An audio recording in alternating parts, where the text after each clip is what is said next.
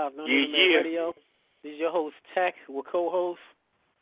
And I see Game Boy, what it is, what it do. And also with our correspondent. The sensational one, Shin Blade. How's everybody doing tonight? We're doing good. Thank everybody for calling in today. Our episode today is titled Rumble Madness with Super Friends. Momentarily, we'll be coming in. We have two great guests for you. The first guest we'll be calling in very soon, former WWE and TNA star and current LCW World Heavyweight Champion, the man himself, Gene Snitsky, will be calling in.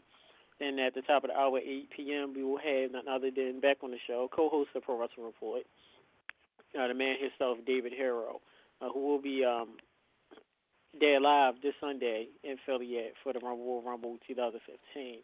With that being said, folks, you can follow the show on Twitter at tech_UTMR. You can follow NSC Game Boy at NSC Game Boy, spelled correctly. Please spell. Yes, you can follow Shimbly at Sensational One, which is SHINSATIONALONE. Yes. Never get used to that long. You need to spell your Twitter handle correctly too.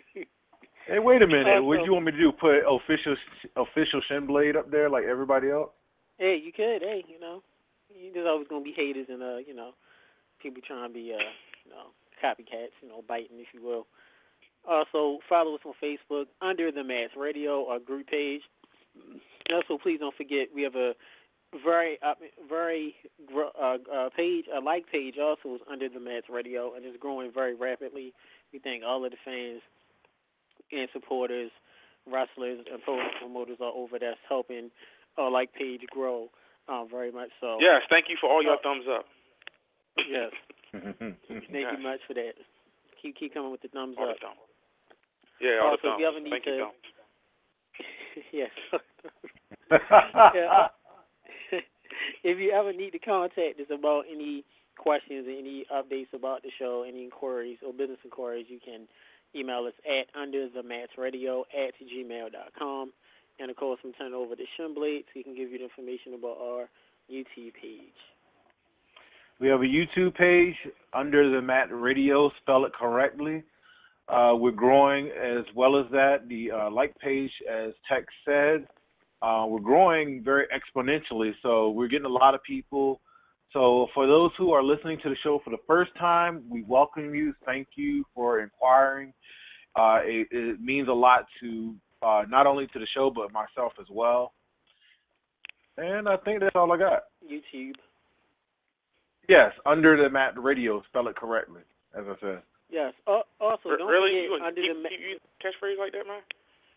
Hey, some people can't spell Matt. Really? Yeah, some people spell it with two T's. Yeah. Just saw it. And what damn idiot was from Under the Mat with two T's? It's kind of a gay move. That sounds like a bad porno that I don't want to watch. Yeah. Hey.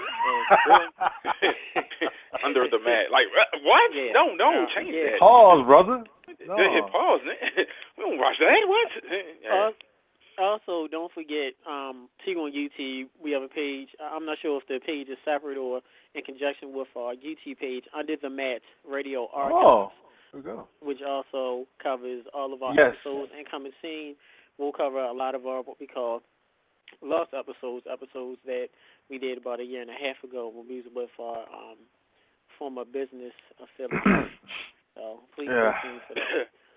But on a real serious note, we sadden you once again. Sadly, this is the third week in a row we have to deliver sad news and condolences. First, we want to send our condolences to the family of Mike Shimblade. Can you please say the last name? I think his last name is Mike Halstead. Halstead? Yes, Halstead. That's it.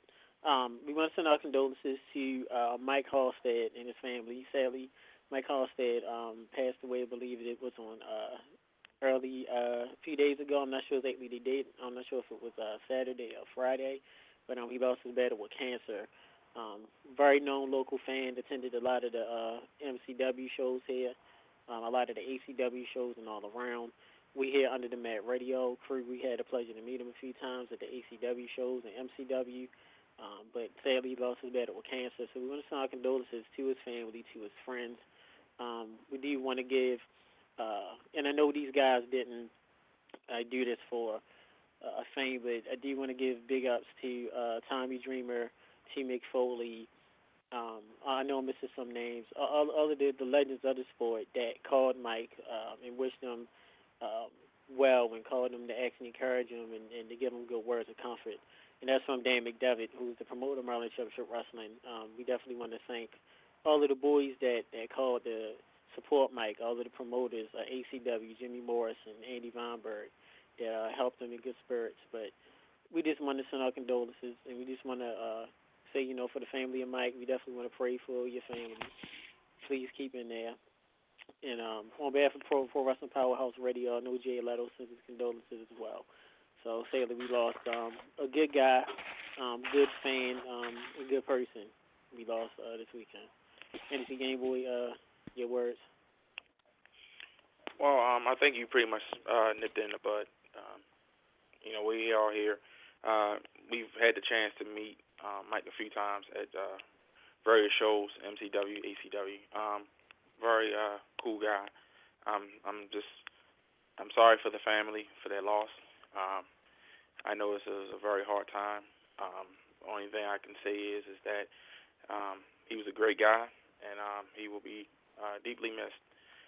And that's pretty much all I can really say about it. So. Real quick, Shinblade, any thoughts? It is very, very sad to lose somebody for cancer. It affects us all and in the family. I have friends right now who are dealing with cancer. I just bumped into one this morning who's a great, wonderful spirit. And shouts out to Aziza Nightbird. So I'll let her know during the when the archives are up that I just shouted her name out because she's a very, very special person. Yes. Yeah. So it is very tough. Hope her the best. Yeah, we do. We do wish her the best. Seriously, your prayers out. Of course, we all have known or know someone currently who's battling cancer, who had battled cancer. It's very tough thing to deal with. So, but it's good to know that there's still good, genuine people in the world like Mike was.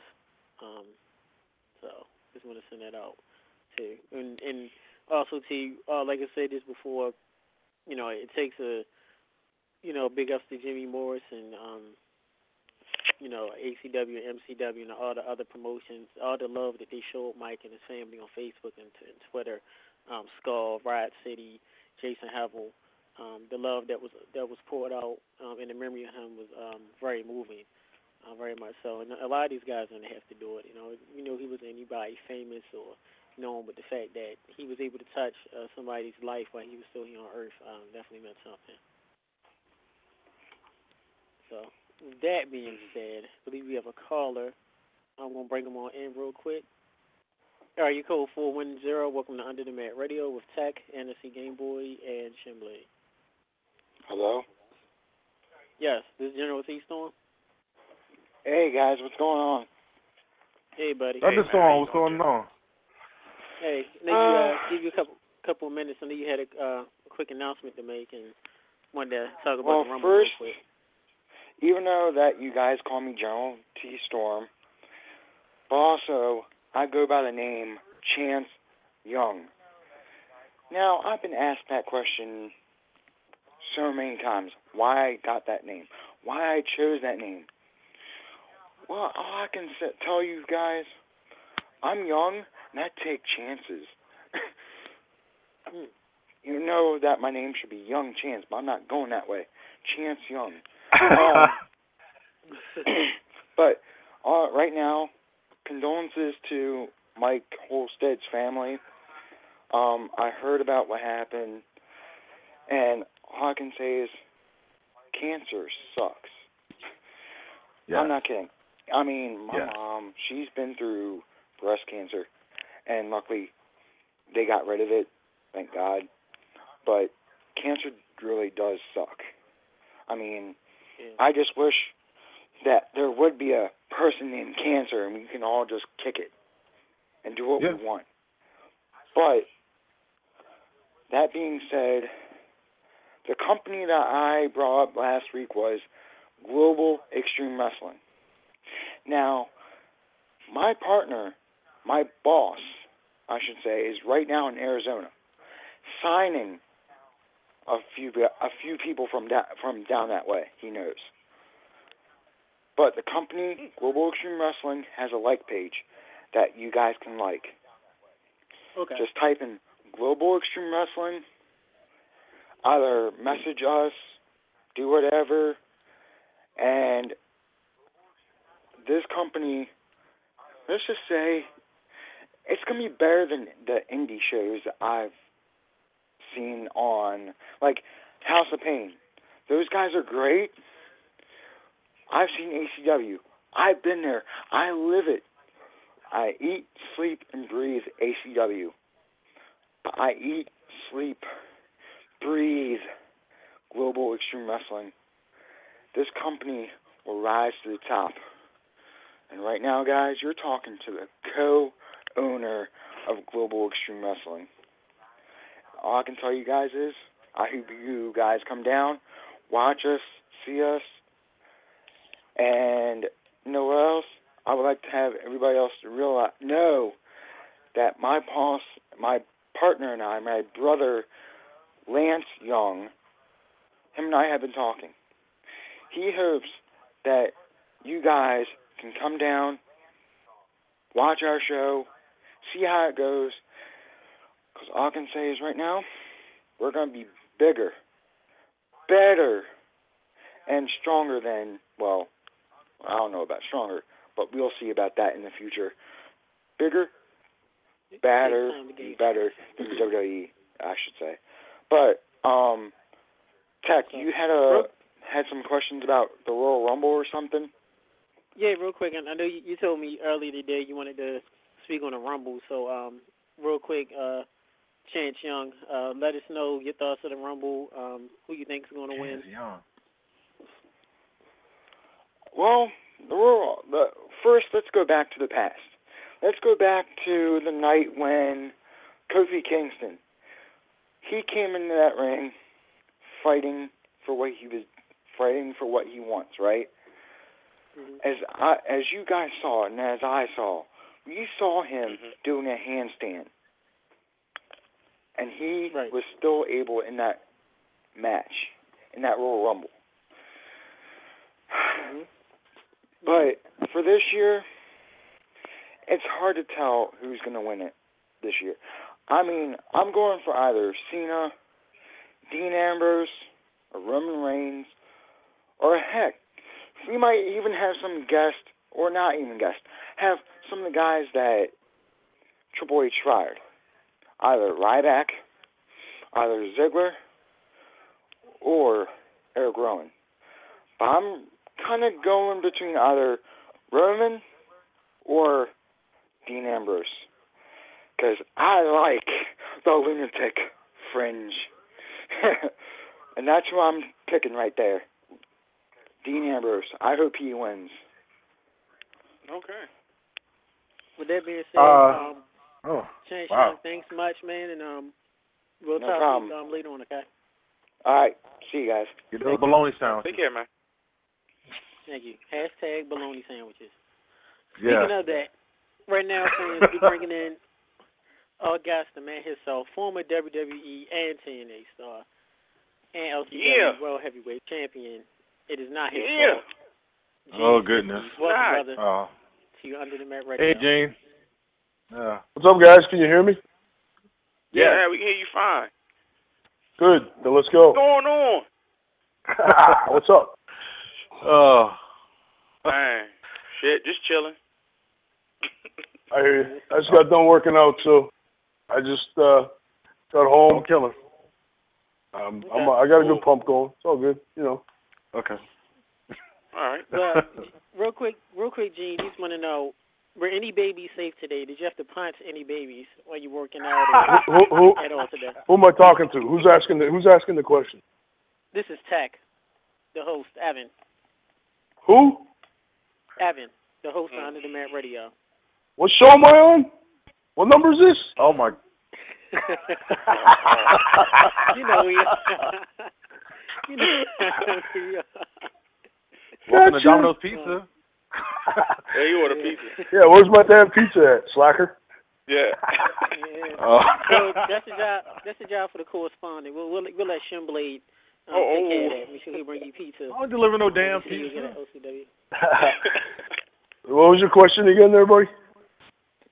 We just wanted to know make sure babies were safe today. If you didn't have to punt any babies today while you were working. No, I all the babies I punted today were deflated.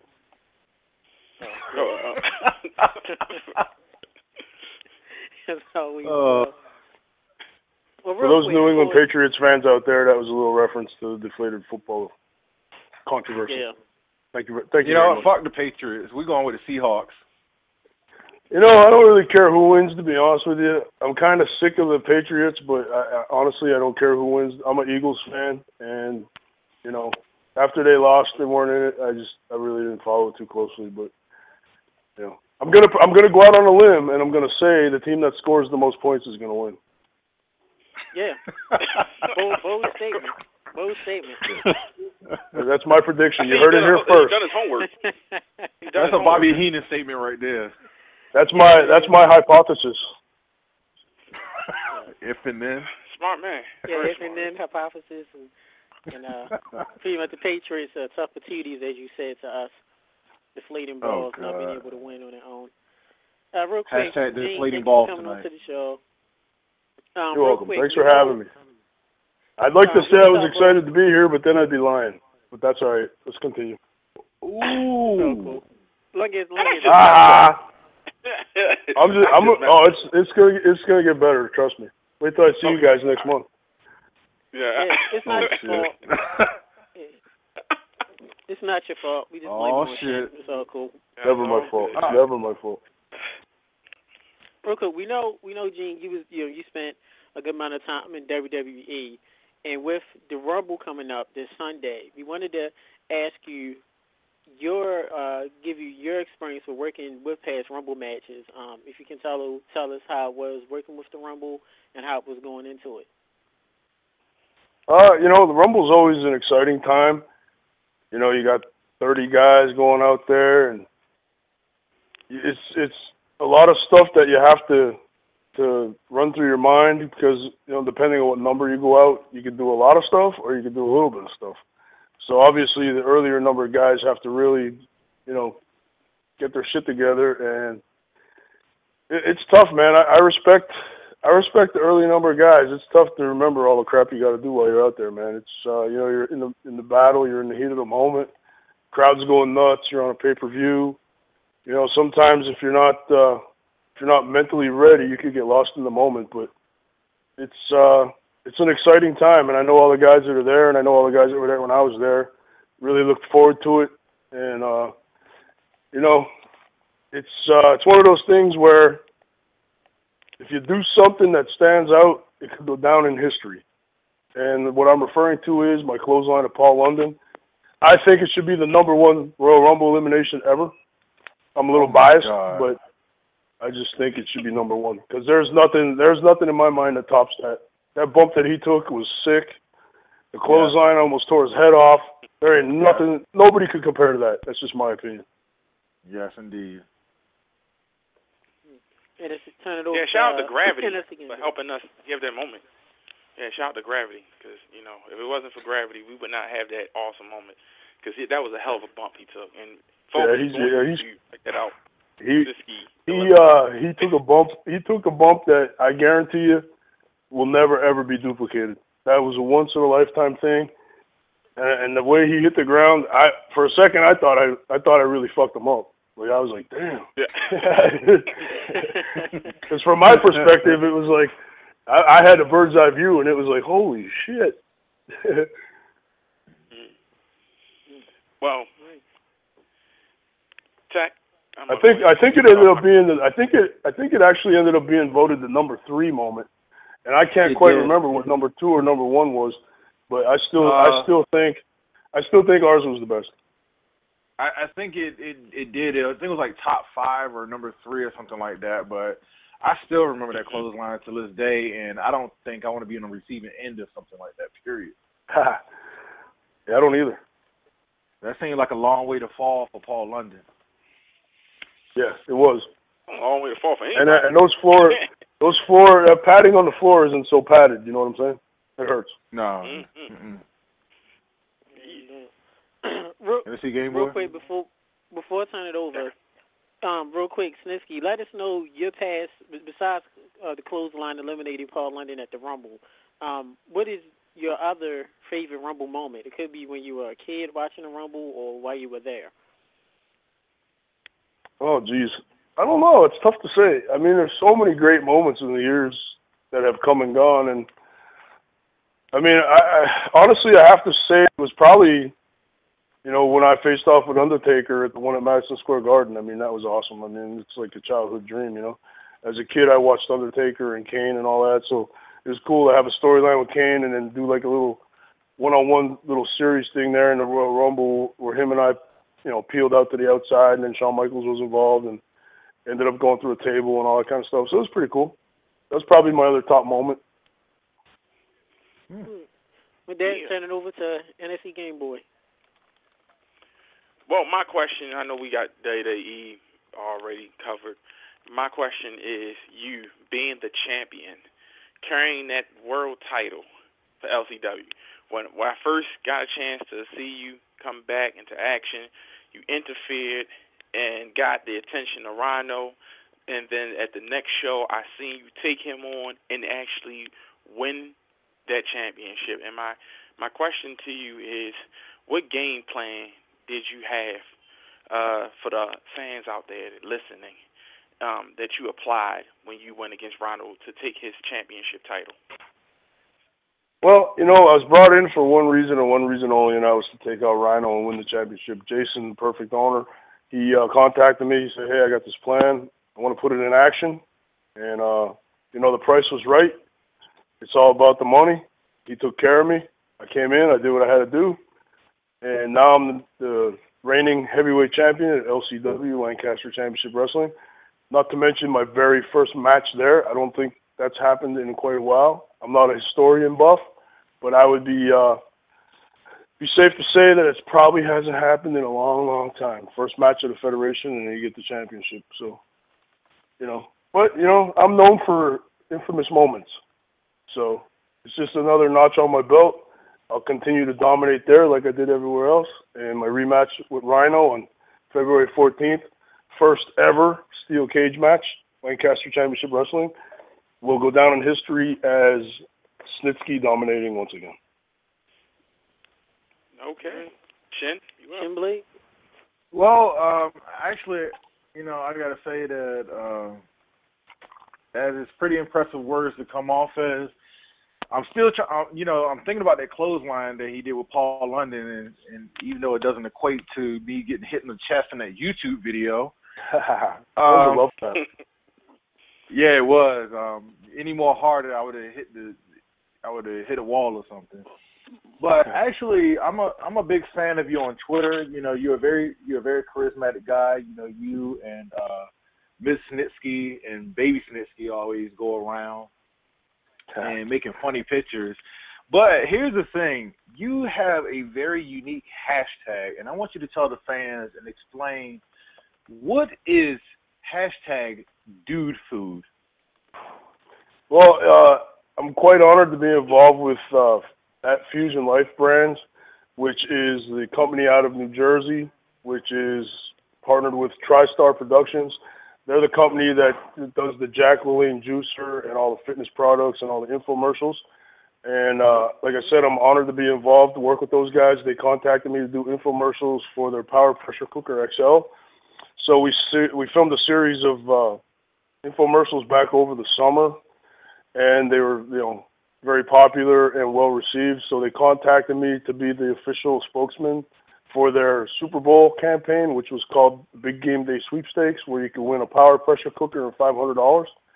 And I went and did a bunch of recipes, and we filmed a bunch more videos, and, you know, just honored to be involved. And dude food is basically food that a guy can make that's easy, and doesn't take a lot of effort. You can still hang out with the guys, drink a couple beers, watch the football game. You know, you don't have to put a lot of time and effort into it. You put food into the Power Pressure Cooker XL, you press a button, and then, you know, whatever the time is that it takes to cook it, you have the food. You don't have to do nothing. You just put it in the Power Pressure Cooker XL, press a button, and bam, you got fresh, amazingly tasty food with the press of a button. And literally, people always ask me, is that real? Was that real? I'm like, yeah, it's real. Like, I literally use it at home almost every day. My wife buys wings by the bag. We put a 5-pound bag of wings in the Power Pressure Cooker. I throw in a little bit of hot sauce. 10 minutes later, boom, I got the juiciest, most tastiest wings in the world. I'm telling you, it's crazy. Check out, if you guys, I don't know if you're allowed to link onto it, but I just was on a TV show on Friday afternoon here in Pennsylvania, PA Live. I was promoting the product, promoting the game day sweepstakes, and I have a little deal. I also have a hashtag Chef Snitsky because I like to cook and I like to eat, obviously. And so I have my chef apron on, my chef hat. I was tearing it up. We were cooking in the Power Pressure Cooker XL, and I actually made wings. That was what I made that day. So check out PA Live. It's on WBREhomepage.com, I believe. And I'm sure they have videos of me on there. And if you follow me on Twitter, at Big Gene Snitsky, I have pictures, a video posted there. And you can also check me out on Instagram, The Real Snitsky. And you can also check me out on Facebook at the Snitsky's official fan page. So I'm all over the place. But I'm always promoting it, mostly on Twitter, mostly on Facebook. But hit me up on Twitter, follow me there. I got all kind of craziness going on. I don't ever take myself too serious. I like to have fun. So we have fun, we do things, all kind of crazy stuff. Don't forget your YouTube also, because I subscribe to that. Excuse me. Yeah, I have my YouTube channel is also active. I haven't posted on there in a while because I've been busy doing all these other projects, but I still do the YouTube thing too. Thanks for pointing that out. Everybody can check me out there. But like I said, mainly Twitter. So hit me up on Twitter, all your listeners out there, at Big Gene Snitsky, BigGeneSnitsky. Tell me you heard me on the show. I'll follow you back. And all the other people that forget to tell me they followed me for listening to the show, it's not my fault. I'm not following you back. Oh. Question, Gene, you put hot sauce on the wings. Which brand of hot sauce do you use? You use Frank's, Crystal? Really? Yeah, I know. You know, I'm it's funny you ask because I'm kind of I don't really have a set brand, but I don't know. Anything spicy is good to me, man. Like you could throw in some salsa, you could throw on some hot sauce. You can cook them naked in there and then just put blue cheese on them. I mean, there's a million different things you can do, but you know, I don't have a set. Like I'm not set on one special hot sauce. Like I like to use all different stuff and try all different products. So, you know, I can't really pinpoint one. But like I said, the Power Pressure Cooker XL is amazing, and you can check it out at PowerPressureCooker.com. And tell them you heard me on here talking about it, and they might give you a discount. And if they don't, it's not my fault. Cool. Well, we have connections with award-winning company that does a lot of hot sauces in Pennsylvania. So what we can do is we'll try to contact them. They're called Torchbearer Sauces. I'm not sure if you heard of them. Nice. Well, hey, I'd love to have some. I'd love to try it and see what I thought of it. If they want to send me some, tell them to email me at booksnitsky.com, booksnitsky@AOL.com, BOOKSNITSKY. I'm always looking for product endorsements. I'm always looking to promote products. If they're good, if they suck, I'm coming after you guys for referring them to me. So I'm just saying. I take the. That's not my fault. Hey, Snitsky, real quick, would you mind taking a call? We have somebody on the line that wants to speak to you. Yeah, as long as it's not any heavy breathing or everything like that. Okay. we got past that already. I know how you guys are. What? Especially Shin. Well, that's Shin. You getting Shin mixed up. Right. Pause, brother. I don't do that heavy breathing. With Gene Snitsky, you got a question? The question is, what's the craziest thing you've had to do for a movie audition? You know what's funny? I actually had an audition one time for a what the hell would they call it? What was that thing I did for Comedy Central that time? What would you call that? What was it? Webisode. That's what I was thinking. I was drawing a blank. I was actually on a Comedy Central little webisode series called what did they change the name to? Fuzz. It's called The Fuzz. I'm in episode 13. You got to check it out. Google it. It's crazy. It's a bunch of puppets, and it's people versus puppets, and they're all hooked on drugs, which is jelly beans or something like that. They eat jelly beans and they get high. It's crazy. But anyway, like I'm telling you, it's awesome. You got to check it out. Go Google search The Fuzz, episode 13, Snitsky. I'm telling you, it's tremendous. But anyway, I had an audition for that, and I had to pretend like I was being shot at by a bunch of killer puppets, and like dodging bullets and all this stuff. It's pretty wild. Hey, Cheeky, did you? Okay. Cheeky, did you have any other questions for Snitsky? My final question is, when you had a meeting with WWE and they asked you how to improve house shit business, and you said that they didn't need Roy because WrestleMania was the largest WrestleMania of all time, what reaction did that get from the boss, and what were the ideas thrown around to improve the house show business at the time during that meeting? Can you? I'm sorry, I missed the first part of the question. It was kind of fuzzy. Can you repeat it, please? The question was, when you had that meeting about improving the house show business, I don't know if you remember that meeting.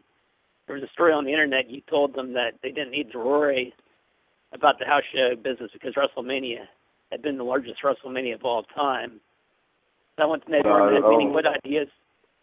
Yeah, I don't know. I have no idea. No idea what you're talking about. Totally untrue. You can punt them. No, I have no clue what you're referring to. Sorry. Okay. Cheeky, any more questions, or was that it? Final question. Do you think you'll ever team with the voice of the Pennsylvania Lottery, Anthony Newberry? I'll tell you what. I'm the type of guy that I enjoy entertaining. So if the price is right, I will entertain whoever they want me to entertain with. I don't care. So. Cool. All right, Cheeky, thanks for calling in. Okay. Thanks for your questions. Toodaloo. Thank you. Gene, something from my fan just ended up texting us on Facebook. They wanted to know, Mr. Snitsky, can you please talk to us about your angle when you had those nasty yellow teeth on WWE? Not my favorite, but when the boss tells you to shave off all your hair and paint your teeth yellow, there's really not much you can do about it. So it was my least favorite gimmick. It was a pain in the ass to paint my teeth every day, and I'll just say this, I didn't like it. It wasn't my favorite. But I did get an action figure out of it, so all's not lost. And his teeth is yellow too. What was that, Shane? I say, and the action figure's teeth is yellow too. Yeah. So I got a whole new action figure out of it, and I don't know too many people that can say they have an action figure at all. So it's all good. Well, Under the Mat Radio is gonna get their own action figure soon. We just gotta work with the right people. You just gotta pay. You just gotta pay for it and order it. Oh yeah. Yeah, anybody could get an action figure if they pay for it. Yeah, But I will say this to Snitsky. I had a female friend of mine. I showed her the video about Snitsky angles and everything when you first appeared for WWE, and I showed her I think it was an angle where you had a promo in the ring and you pulled a plastic baby out and you punted in the crowd, which was like part of your claim to fame. And she looked at me and said, that guy right there can be the spokesperson for abortion. I'm sorry. I was like, really? Actually, there's not really a comparison because, obviously, it wasn't aborted, but. No, hey, whatever. As long as she got a reaction out of it, it served its purpose because that's all the stuff at WWE is for. They try to get a reaction out of the fans, be it a good one or a bad one. As long as people are reacting and showing emotion towards the storyline, you're fine. When people just sit there and stare at the wall, ain't doing you no good. Well, I will tell you this though. I showed her a couple clips to show her to see who Gene Snitsky is, and she also, with that absurd comment about abortion, she said that she saw the wedding between, I think it was Kane and Lita, that she said you pretty much can fill out a suit. She really liked you in the suit. Yeah, I've had that occur from several women actually. Especially now with the beard. Women are constantly trying to touch my beard and play with my facial hair, but that's okay because I've been told that I'm ruggedly handsome, so it happens. Well, I'm sure Mrs. Snitsky is in did she approve of that? Mrs. Snitsky loves my beard. She plays with my beard on a daily basis.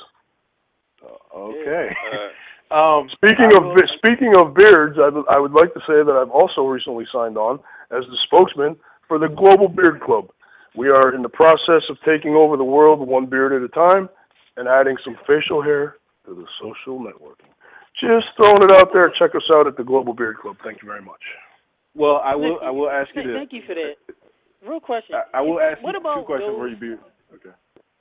What about those who one question at a time, fellas. Let's get organized, huh? Yeah, we know Shin has a lot on his mind. He has to get it out. What about guys who can't grow facial hair? Well, guys that can't grow facial hair are otherwise known as women. Just saying. Hold up, there's a rapper named a multi-millionaire rapper named Jay-Z, and he doesn't have any facial hair. He has eyebrows.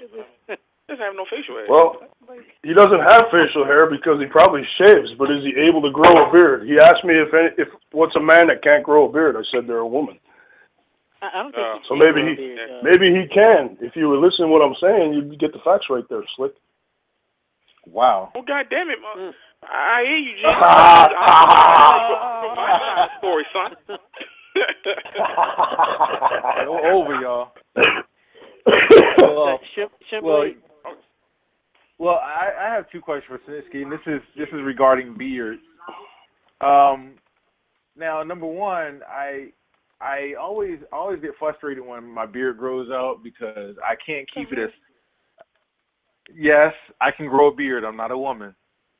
Okay. I get. That's fine. Okay. Why don't you tell the men out there about beard maintenance? Because you just can't grow a beard all willy nilly. You gotta make sure it's tight, make sure it's straight, and everything of that nature. Well, it's funny. Like, I prefer the wild look. Like I've only ever had my beard officially trimmed twice, so I can't really say that I keep mine so nicely trimmed and groomed because I'm kind of a wild guy and I like my beard a little on the wild side as well. And most women that I come across like a guy with a wild beard. So I'd have to tend to say the wild beard's a little more attractive, to be honest with you, because that shows a woman that you're willing to just be crazy. And women like crazy guys. I mean, there's that turn on to a guy that they know will do anything they want them to do. You know what I'm saying? Pretty much. Also, my second question is this. I want you to tell us your opinion about this new trend. I think it started around Thanksgiving or Christmas, the hipster beard, where they put, like, ornaments and beads and shit like that on beards, Well, let me say this. You're never going to catch Snitsky with ornaments in his beard. I may have some leftover food from the night before, but other than that, you won't catch me with any ornaments. Thank you. Thank God. Because they are good flavor savers, and whenever I eat wings, I usually taste them the next day. Just saying.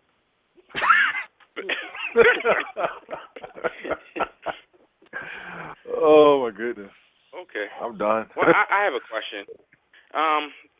To be on a serious note for a minute, fellas. I've been serious. What are you talking about? It hurts my feelings, man.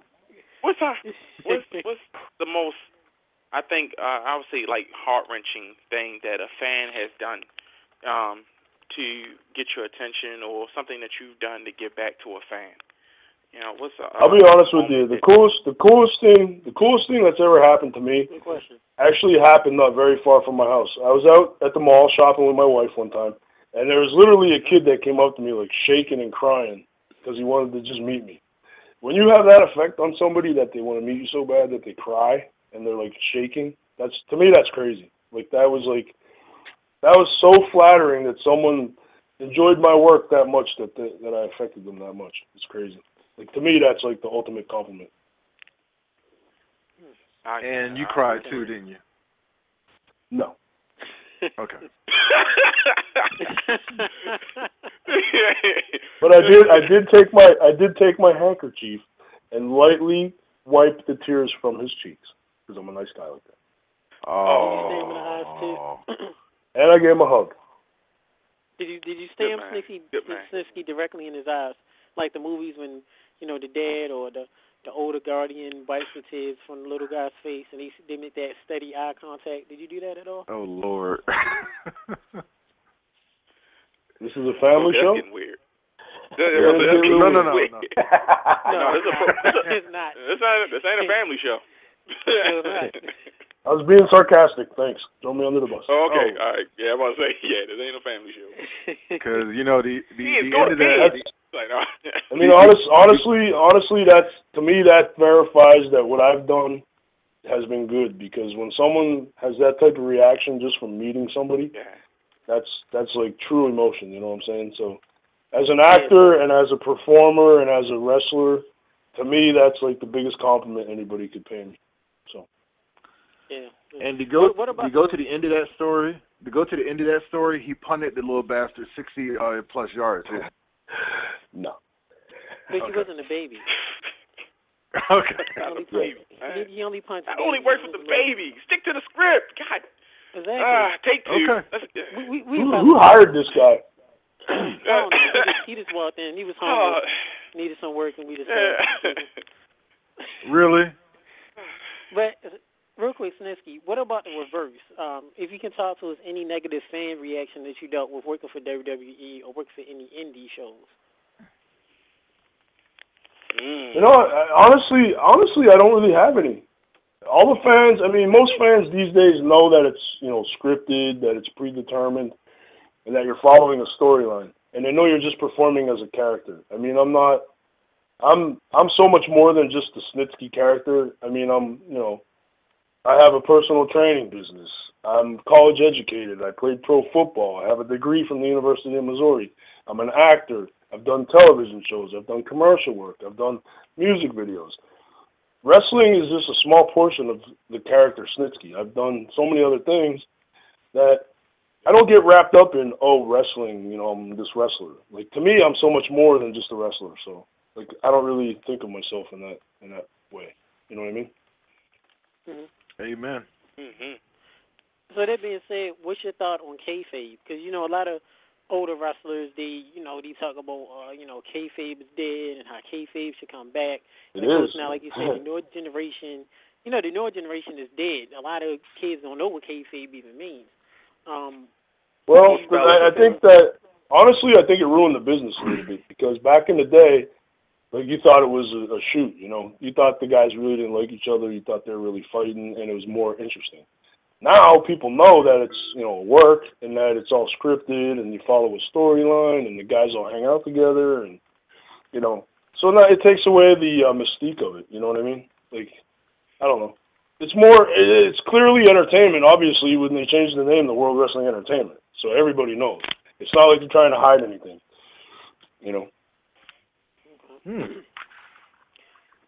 But I preferred it back in the day when it was more kayfabe. I liked it better when you were like, I wonder if he really hates that guy. You never saw the heels driving in a car with the faces. You always had the heels together and the faces together, and all that kind of stuff. Now it's everybody hangs out after the show. You go to a restaurant, everybody's there, the fans are there, you're there. It's different. But now I'm gonna tell you the worst that I've seen. I'm gonna tell you the worst that I've seen is at an independent show. These two guys who did a great match. I'm not going to say their names because I don't snitch, but they had a really, really great match, and it was face versus heel, and of course the face won. And, he won the belt from the heel, And a week and a half later, they was on Facebook. The face had got married, and the heel in the match was the best man. Yeah. Come on, man. Yeah. Like I said, it's just the nature of the business now. But I'm gonna kill your family, and I'm gonna take your title, I'm gonna destroy you, and all that, and that's your best man, your wedding man. Really? I mean, they got pictures of him smiling, and he with the groom, and he with the bride, and yeah, you know what I mean. And a week ago, y'all was at each other's throats. Now you best man. Really? Yeah, I mean, it is what it is. Yeah. I don't take it so seriously anymore. Like when I first started wrestling, and people were like, "Oh, it's fake" and stuff. I get in fights over it. But now it's like, it's not worth my time or energy to argue with some idiot that thinks they know everything.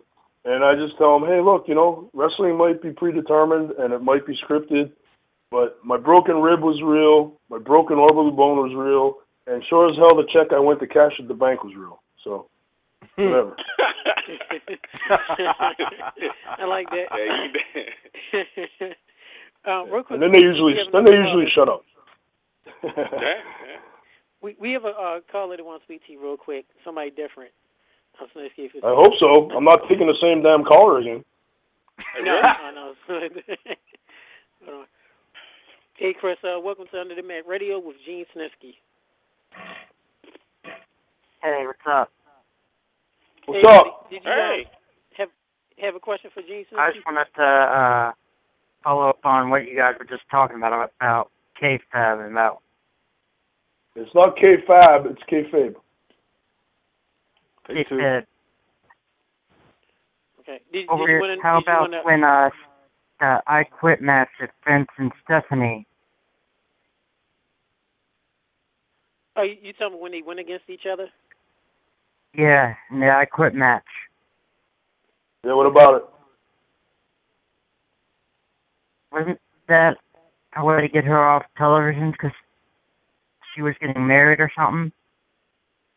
Yeah, they do that a lot when someone excuse me. They do that a lot when someone has a movie coming up now, or if someone needs to take time off, they write them off TV. They have they get fired or whatever. There's a lot of ways they could do that, but yeah, I mean that's all that is. I mean, obviously Stephanie came back, and Vince is always there, and it's all part of the story. I mean, it's it's suspended reality what we do. It's we're stuntmen, we're actors, and we're performers, and we're everything wrapped up into one. And I always tell people it's an athletic soap opera. So soap operas have the same stuff. They just don't add the violence and the physicality. We do all that stuff plus some, and that's why everyone likes wrestling so much, because it's suspended animation from reality. And you come home from your shitty job and your miserable wife and your 7 kids, and you just want to get away from it all. You watch wrestling. Right? Right. All right. Thank you. Hey, did you have any more questions? Thanks for your call. Thanks. Oh, cool. Hey, great caller. Thank you. Speaking of Vince McMahon, Snitsky, what was your thoughts on meeting Vince McMahon the first time and being around him? It was always my dream to wrestle at WWE, and he came down to Louisville one time, and I got to meet him there. And obviously it was an honor to meet him. He's created quite a huge industry, and he's just like anybody else. He's just a guy. But, obviously it's cool to meet him, and he signed my paychecks for quite a while, and I'm very fortunate to have the success that I had, and if he didn't, give me the opportunity, it would have never happened. So, in that regards, I really appreciate all he's done for me, but in the other regard, I mean, I don't get too starstruck with anybody. Like, he's just another guy, so it was great to meet him and all that, but, I wasn't like, oh my God, Vince McMahon, you know what I mean? So, like, I've hung out with a lot of celebrities, and, my friends are like, oh my God, so-and-so? I'm like, yeah, they're just a friend of mine. You know what I mean? I don't get, like, I was just hanging out with Chris Angel yesterday, and, Chris Angel's one of my favorite all-time magicians, he's, like, right up there with Houdini to me. And I was hanging out with him awesome yesterday. picture. We were talking about, yeah, thanks. I was talking, we're talking wrestling and blah, blah, blah. So, I don't look at guys like that. Like, to me, it's just another guy in the performing industry. You know what I mean? But he was super cool, and it was awesome to meet him because I love his work. But, I'm not gonna stand there and drool on the guy's shoulder. You know what I mean? Right. That's a good point. Game Boy? So I had to get something to drink. I was thirsty. My last question to you is this. My last question to you is this. Now that you have so many things under your hat, you have so many contributions out there, is there one area or one field or expertise that you want to tap into that you haven't had the chance to really get to yet? Or if you have, what would be, what would that be? There's a lot of things that I would like to do, to be honest with you. I can't really single out one thing. I mean, I have a college degree from the University of Missouri in hotel restaurant management. I always wanted to open up like a sports-themed bar and have like all my celebrity friends and athlete friends kind of come and hang out and do that kind of thing. And, I've always wanted to have just my own business per se. So, I mean, obviously that would be my own business, but I'm running I'm doing the personal training business right now, and that's very, rewarding. I get to work with people and help them achieve their fitness goals and all that kind of stuff. So that's cool. I like to help people out with that.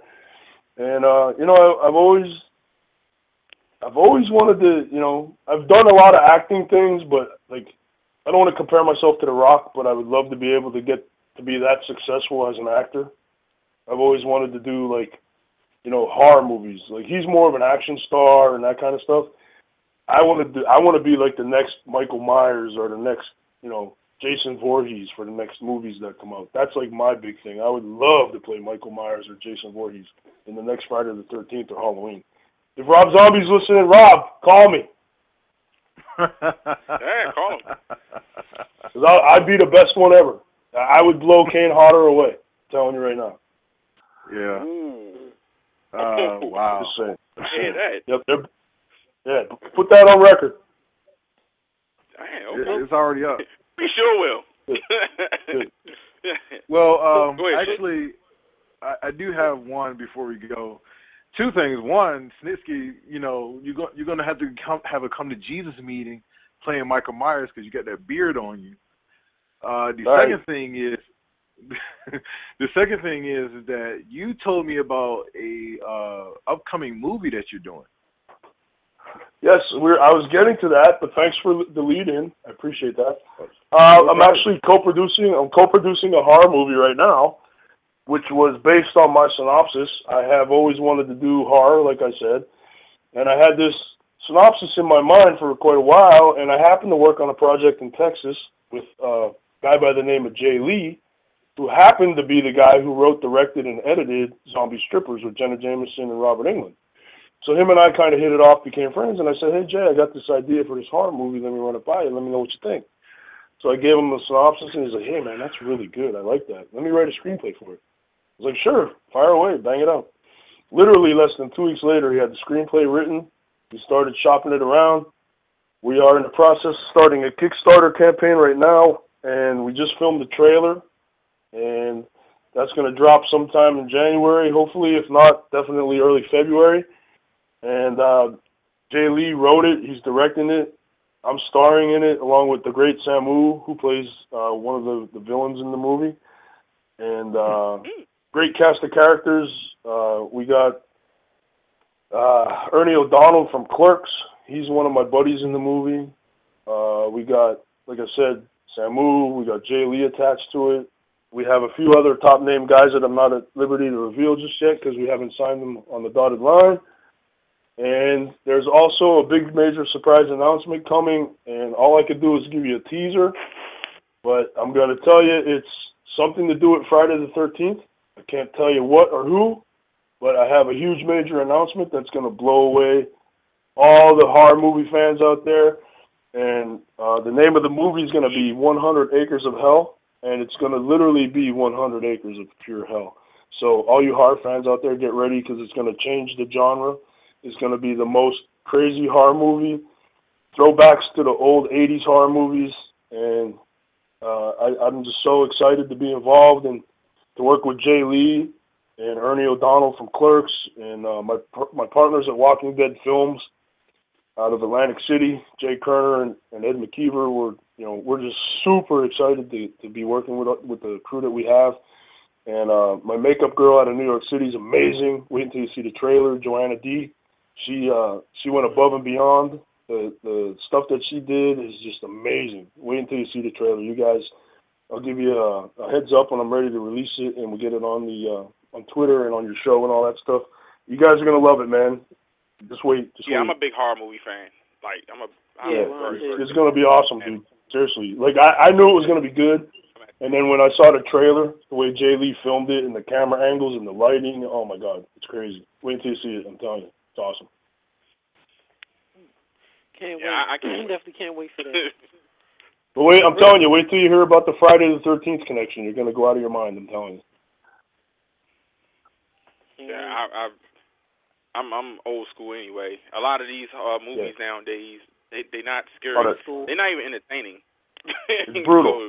I don't want to see somebody getting chopped up in the minced meat the first 30 seconds of the movie. I want some tension. I want some drama. I want a payoff at the end.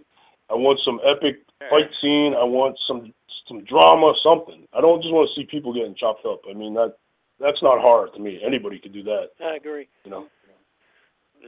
I agree. With that being said, Gene, we thank you much for having you on our show. We definitely will see you next month. Anything else that you want to say to the fans listening, or anything else that you need to plug? I think I plugged everything. I'm going to plug some holes in my kitchen sink next, and then I'm going to have something to eat, and then I'm going to relax with my dog Maximus. I want to shout out to my Maximus. He's 5 years old on New Year's Eve, my boy Maximus.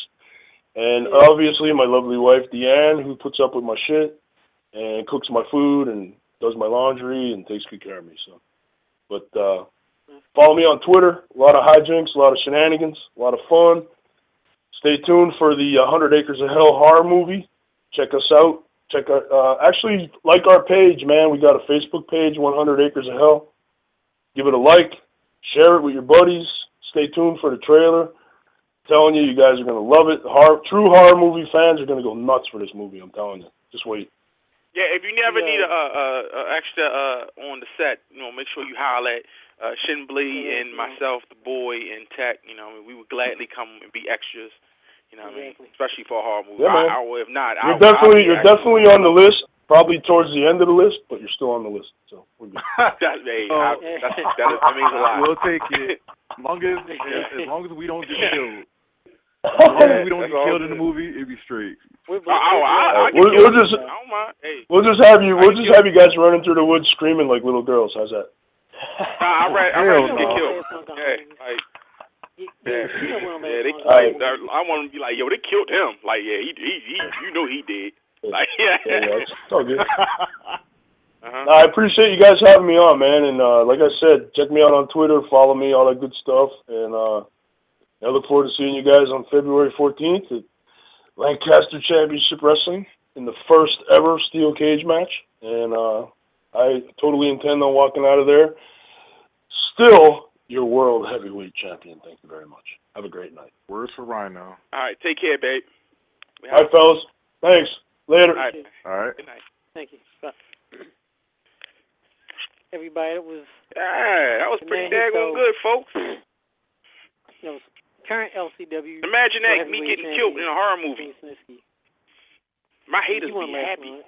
You won't last long, brother. We won't. You know why? Because I got so much charisma and charismatic. I was seem like the one that make it, and I'd probably be like the first one to get killed. They'd be like, oh, dude, man. Really? I don't think it matters charisma. We were black. We don't last in horror movies. You know that. No, I mean look at like Jurassic Park. Hold up now. Black people have been surviving in horror movies in the last couple of years now. You know what I'm saying? We've been making it. Rod Digger lasted in 13 Ghosts. Boy, she's irrelevant on that. I never watched that. Hey. Yeah, she led. I like Rod Digger. She lasted. She's a very talented Rod Digger rapper. Better than the rappers we got today. Yeah, she's good. Rod Digger lasted. Classic. Brandy lasted. We don't count that. Brandy, did she last? She did last summer. Yeah, I still know what you did last summer, but I don't count that. That was phony. Yeah, that never happened. I'm gonna say that's not really horror. That's a suspense movie. That's not horror. Yeah, I know. Freddy vs. Jason. The Destiny Child chick, she died. Yeah, Kelly Rowland. Yeah, she died. did. Also, don't forget Busta Rhymes. Didn't he live in Halloween H2O? No, I think LL Cool J was in H2O. He was in another Halloween movie. But I think he lived too or something. Yeah, he was Resurrection. See, that's 5 names right there. Four names. How long have movies been out in the industry? Now that's a subject for another conversation. You know, you know what I mean? And plus, I'm saying that if I was in a horror movie, I wouldn't mind getting killed because that means that my check, no matter how big or small the part, it's still gonna be a check. And if I can get into, the Film Actor Guild and all that stuff, yeah, I definitely. He kill me every horror. I'd be the guy they always kill in every horror movie too. I'd be like Kenny. Wait, you mean the Screen Actors Guild? I mean Screen Actors Guild. Yeah, I'm sorry, I said Film Actors. But to tell you the truth, I mean, you might. I mean, if Snitsky does you a solid, you won't be like the brother from Jurassic Park. You don't live through the first 2 minutes or whatever it was. Or Jada Pinkett. Remember, she got killed during the credits of Scream 2. The opening credits? Yeah, she got stabbed up in the front of what was that in front of in the movie theater. Didn't they parody the hell out of that in Scary Movie? That was Scream 2. She wasn't in a Scary Movie. No. I said they parodied. They parodied it from Scary Movie. Yeah, but she was in. Yeah, but she got killed in Scream 2. But with that being said, I believe we're bringing it right now. The man himself, co-host of the Pro Wrestling Report, our good old buddy. Yeah.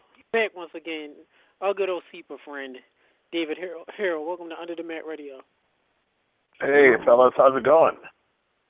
Hey, what's up, man? Not too much. How are you guys doing? You guys behaving tonight? Oh, yeah. No. Yeah. Okay. Oh, well, that's pretty reassuring. Nice. Well, we just had Snitsky, so it was a whole bunch of shenanigans. Sorry about the wordplay. And it wasn't his fault. Yeah. Of course, it's never Gene's fault. Never. Yeah. Not at all. Not at all. He is the most innocent man in the history of professional wrestling, just so you know. And his baby. Yeah. Even more innocent than you, David? I'm sorry? He's even more innocent than you? Absolutely. There's no question. I mean, nothing was ever his fault. I'll take blame for some stuff because, we have shenanigans parties, and I'm responsible for some of that. But no. Gene's one of the good guys, and it is never his fault. So. No, not at all. So you guys all ready? Are you guys all ready for the Rumble this weekend? You guys ready? Yeah. Sort of. Not ready. Sort of. What else do you need? It's here. Well, it's WrestleMania season. I'm going to tell you like this, David. We do apologize. He needs a hug. No, hell no. You're not going to excuse me. I'm going to tell you the truth. I'm going to tell you the truth. I saw Raw last night. Mm-hmm. Dry. To me, it was a bit dry. Like, the end of the show was Cena getting the jobs back of Ryback, Eric Rowan, and Dolph Ziggler. And, I get the storyline and everything like that. And then all of a sudden, it's like Cena's not going to win. And then next you know, out of the clear black sky, Sting comes up. Of course. And he does live in Dallas, though, by the way. Mm-hmm. Yeah, Waxahachie. Yeah. He comes up and he points the finger. Everybody's stunned. Cena wins by count out. Like, the ref couldn't be stunned either. And to me, it was just too cheap of a win. Like, Superman Cena could beat all three of them. Don't forget Brock came out, too. Well, but I guess I get it, but you miss the point is that they needed to bring Sting out to get the ball rolling for WrestleMania. Whether it's going to be Sting versus Hunter or Sting and whoever in a tag match or whatever it's going to be. And this way, they're like, oh, Sting's back. Well, now he might show up at the Rumble. So now I want to buy the network to see if he's going to show up in the Rumble or not. Mm-hmm. Pretty much. It's a bigger picture. You know what I mean? It's the WWE does everything. It's all calculated. I mean, they know exactly what they're doing. They know what they're trying to do. Just like having Sting, you know, how all the rumors were being leaked out on the Friday before the Survivor Series that Sting was going to be in St. Louis. Well, people bought a lot of pay-per-views to see if Sting was going to show up or not. And now, you know, Sting shows up, the go-home show for the Rumble, and there's 30 guys. Well, is Sting going to show up and be one of the 30? You know? So oh God, no. They're just trying to get as much money out of him as possible. And, you know what, let's face it. I mean, Raw was fun to a certain extent last night. I mean, for me, I love seeing my pals out there. I love seeing Nash and X-Pac and Road Dogg and Billy. But if you think about it, all of the legends that they've been bringing back, none of them can take a bump. Edge can't. Exactly. Christian really can't. You know, Nash isn't going to do anything with that ascension. Scott Hall can't because of his heart. You know, I think, you know, same with X-Pac. I mean, Hogan can't take a bump. Shawn Michaels won't take one. And the only guys that could were Road Dogg and Billy. So, I mean, you had all these legends out there that couldn't really do anything. And Ric Flair. Yeah, well, Ric Flair's nuts. He'll do whatever. So. Well, honestly, you brought to the great point of the ascension. And before I get to this, because we talked about this 2 weeks ago, David. Everybody popped big on JBL's clothesline from hell. I know I did when he came out and did it. But I talked to David about 2 weeks ago about the Ascension, and when the Ascension came out, the wrestling world blew up over the fact that was it Victor or Connor? They said that we are better than the Road Warriors, and it got to the point where Lance Storm, you know, he got so ticked off he went to Twitter. Road Animal too. Yeah, Road Animal. Yeah, well, Animal justified, you know, the way it goes in the business. But Lance Storm blew up and said, I'm done with wrestling, walked away, which we know he's going to come back in like 2-3 weeks. David, can you please explain to fans your concept and what you told me about this situation? They had to do it. First of all, because they're going to be booed anyhow, because they look like the Road Warriors and they look like Demolition. So just say that they're better than them. Why not? I mean, should they say, hey, we're not as good as the Road Warriors? Should they not acknowledge one of the greatest tag teams of all time? I mean, they need to get over it. They needed to get heat, and they got it. You know, they put it this way. If they didn't have plans for the Ascension, they wouldn't have put the Ascension in the ring with DX, Road Dogg and Billy, the NWO, and the APA. Right. Okay? So they have big plans for this tag team that they just brought up from NXT. I had no problem with them saying that, oh, what a rush, we're better than the Road Warriors, we're better than Demolition. They should say that, because they need to convince the audience, one way or another, that they're a top tag team. So, you know, when everyone was getting all emotional and saying, oh, how can they make fun of the Road Warriors? It's pro wrestling, guys. You know, everyone says they're better than the next person, and there's nothing wrong with that. And even though Animal said what he said, you know, I believe in my heart that Animal's like, hey, these kids got to get over it. At least, you know, they again made the Road Warriors relevant on television by just acknowledging them. And real quick, Dave, not to cut you off, is I say the same thing with so many people online and overall getting mad at the Ascension. Of course, we know, like any fans, not just with wrestling fans, but sports fans as a whole, have short memories. And the Ascension is not the first tag team or wrestlers that came out and said they were better than Legends. Triple H has done it. Mike Sanders did it back in WCW. Anybody that came out first, of course, you're going to say you're better. Then it's your job to think if you're better than your predecessors. If you're not going to say it or believe it, why even do it? So, you know, fans are getting so mad at the Ascension. Maybe it's because he came from NXT. I'm not sure why, but like you said, it's not the first time it's been done. It won't be the last. No, and I honestly believe they're going to have big things planned for the Ascension. I honestly believe they're going to be Road Dogg and Billy on Sunday. Really? He probably will. Absolutely. Yeah, I mean. Yep. Yeah, I mean, listen. If they wanted to kill off that tag team, they did it Monday night on Raw. you don't now give them a pay-per-view payday and beat them again. Well, for I heard this match, and I not to say to bury the Ascension, because the Ascension to me had a great build in NXT. The Winter Park, Florida audience, they loved them and started chanting "Yah" in the crowd. And they had their squash matches, and they held the titles for about a year, almost like a year or so. And now they come up to the roster, and the WWE Universe as a separate entity hated the Ascension. Not to mention, people complained online about JBL squashing these people, which to me was just a work. So,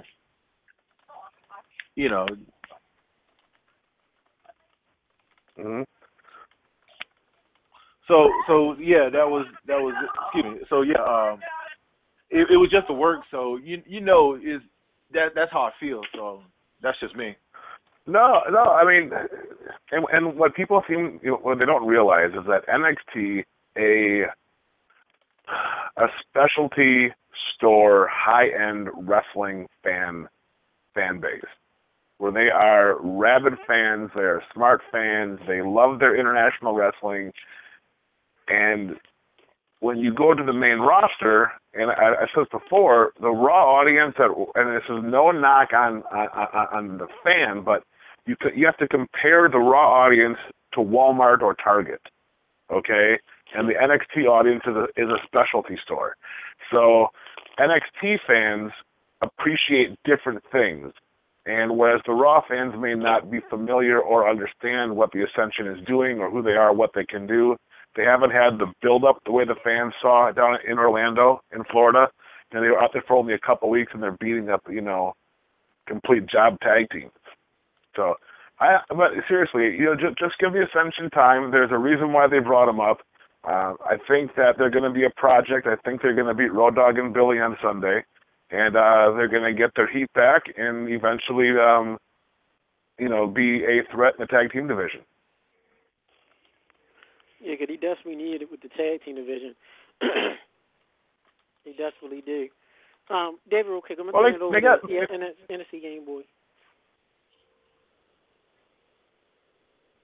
Sorry about that. We had a little technical difficulties. That's okay. No worries. NXT Game Boy, can you hear? Sorry about that. Okay. Yeah. My question to you, Dave. Okay. Yeah, I'm here. Mm-hmm. Okay. Right. My question to you is that I am a black man, and I see the New Day gimmick coming out. Yep. And I immediately get angry. I get very upset. And my eyes start to hurt because of the brightness of their costumes. And my thing is that I'm not a racist guy. I'm not by all. But I do hate I'm glad you put that out there. Yeah, thank you. I don't like ignorance, and I don't like silliness, and I don't like things that to insult my intelligence. And I feel like the New Day is an assault to black, colored people's intelligence. I understand they're trying to be positive, a positive group, and of black wrestlers coming together to say, hey, but the delivery to me doesn't really feel natural. It feels like it's being like spoon-fed. So my question to you is, what is your opinion of the New Day and the gimmick? Oh my goodness. Well, first of all, I am not a black man, so I want to put that out there. Yeah. You know what I mean? I mean, when I first saw it, and I was like, okay, this is going to be interesting because of the timing of everything. And I talked with people in WWE, and I said, hey, you're bringing them out as baby faces, but I think the crowd's going to turn against them and they're going to become heels.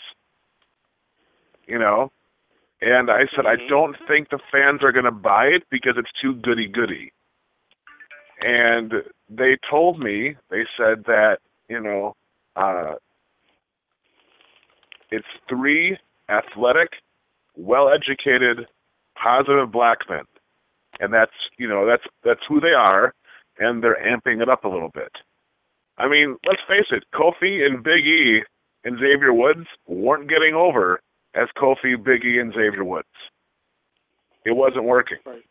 So, you tweak it a little bit. I mean, I guess it's no different than having Eric Rowan and Luke Harper come out as hillbillies. You know what I mean? Mm-hmm. Where it's the white guys from the South coming out in the overalls and the tobacco stick on the front of the shirt. I mean, wrestling has always been about stereotypes and characters, and now they call it characters more than stereotypes. If you just look at how, I mean, there was always the El Matadors. First it was Tito Santana, and now it's the two Cologne kids. Okay. They've always played off of that just because they try to relate to a certain audience and demographic. I don't think when the New Day first came out, people were clapping their hands and they were buying into it because it was catchy. But really, it's still the same. Yeah, because for me, I watch the audience, and you have to watch to see how the kids react because that's who they're writing the show for. They're not writing Raw and SmackDown and main events and the pay-per-views for us. They're writing it for the kids that want their parents to buy them the merchandise. Now, and if the kids are into it, there's a chance that they can make some money. Now, David, I will say this. And we got into this last time, fans. So David and I, we spar every now and then, so don't be offended. I don't think did because I don't think it did because when the New Day came out, I'm gonna tell you my perspective from Game Boy's perspective. When I saw the Xavier Woods promo, I was instantly turned off. You see a dude shucking and jiving on TV and doing James Brown with a choir behind him, talking about with a gospel choir behind him like that. That's why there was a meme on the internet about putting them and Kurt Franklin saying, if you think gospel wrestling has gone too far, which I thought was funny. But when I first saw them debut, I think they debuted on SmackDown when they said it was going to debut on Raw. I looked at the audience, and SmackDown I don't really pay attention because it's all edited. I'll take a look at Raw. Right.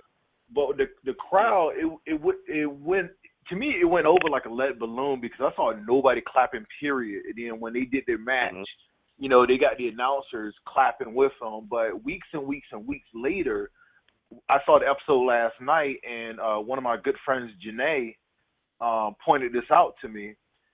Nobody in Dallas, Texas, clapped, period, except for one white kid with a CM Punk Best in the World shirt right directly on the camera. And I will put this on social media. He was clapping and jiving and everything, and I was like, this is not going to work. I even tweeted that last night. I'm like, oh, that's not, I noticed that the audience wasn't responding. But let me just say this, and I know this for a fact, that all three men were asked about being a part of this group. And they asked if they had a problem with it, they asked if they were offended by it, and they asked if they wanted to do it. And all three men said yes. Wow. Breaking news. Okay. You know what I mean? So, I mean, thank you, David, for your honesty and for your perspective, because I wanted someone of your stature to explain to us and our fans about how you would view the New Day and, of course, how is this really getting over in the WWE? Because I hate the gimmick. Now, question: did you have a problem with the Nation? I did, and I didn't. I did to a degree. Yeah, I did, and I didn't. I did to a degree. Okay, so why is it different than with the New Day? Because the New Day, I understood the business aspect of it, so I kind of got a tip that I knew at least two of them agreed to it. So, like, me personally, I got to the point where this is business, this is WWE, this is what they've been doing, it's not going to stop anything. So even though I necessarily didn't agree with it fully, it's kind of like, okay, kind of got desensitized to it. It's like, okay, this is what it is, I understand, because they need something for the kids. The Nation, around that time in the mid-'90s, it was it was. I had a little issue with it too, but then it's like me. I kind of understood the times. It was like the gang wars. Then you had the Latin gang, and then you had the skinheads with DOA, and then you had the black militant group. So me personally, even though I didn't agree with it, I understood the business why. If you get what I mean. So that was my take on it. Game Boy. To answer your question, David, the reason why I did like it was because it was edgy. I'm talking about the Nation. It was edgy, and the message that they were trying to give, especially when Ahmed Johnson was in it, was a message of why there aren't no colored champions. You know what I mean? Like, at first it was a gimmick, and then it started getting real. And I think when the writers and Vince and them realized that it was crossing that barrier, they tried to. That's when they disbanded and was like, okay, this is getting too much. The reason why I don't like the New Day is because it don't feel natural. And I understand that, these are characters, these guys have families, these guys got bills just like everybody else do. They do what they got to do, but it just don't feel natural.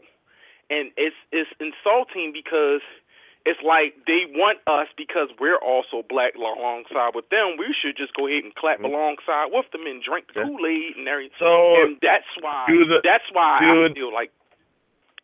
Okay, now I'm going to be devil's advocate because that's what I do. Does Los Matadors feel natural? No. No. But nobody complains about it. The thing about Los Matadors is that. Even the Usos. I don't like I've never liked them. Oh, I never liked them. If you listen to the past show, I've always. Oh, okay. But do you not like them because of the gimmick, or do you not like them because of the performers? Oh, the gimmick. Because I know who they are. I've seen them perform. I know they can wrestle. I know they can entertain. Mm-hmm. But of course, the WWE wants to give you gimmicks, and because they want to sell the action figures, they want to sell the masks. Yeah, exactly. Like you said, this is for children. Yep. Now, real quick, Shane, before we move to another topic. Okay. We short on time. Go ahead, Shane. I hate to bring it back to the Nation of Domination gimmick that we were talking about, but to me, I was offended when it first came out. Like, they had the whole Black Nation of Islam type feel to it. They had the people, and D'Lo Brown had to start from that if nobody knows. But when they tweaked it afterwards, when they fired Crush and Savio Vega and they made it an all black group, that's when I actually liked it. And also it elevated The Rock, which a lot of guys, a lot of black guys who are fans and of wrestling, they discredit The Rock a lot because it's like, The Rock was world champion many times over, and it's like, no, he ain't black, and it's like, okay, whatever, I can't win, At least I have that shred of victory when he did win, but it still goes to the same thing. And with the New Day, if they put Kofi, Xavier, and Big E together, three single stars being together as single stars forming a stable, it would have been more natural than taking them off television, period, and then rebranding them with the whole vignettes. If they were doing stuff together like that, if anybody understands.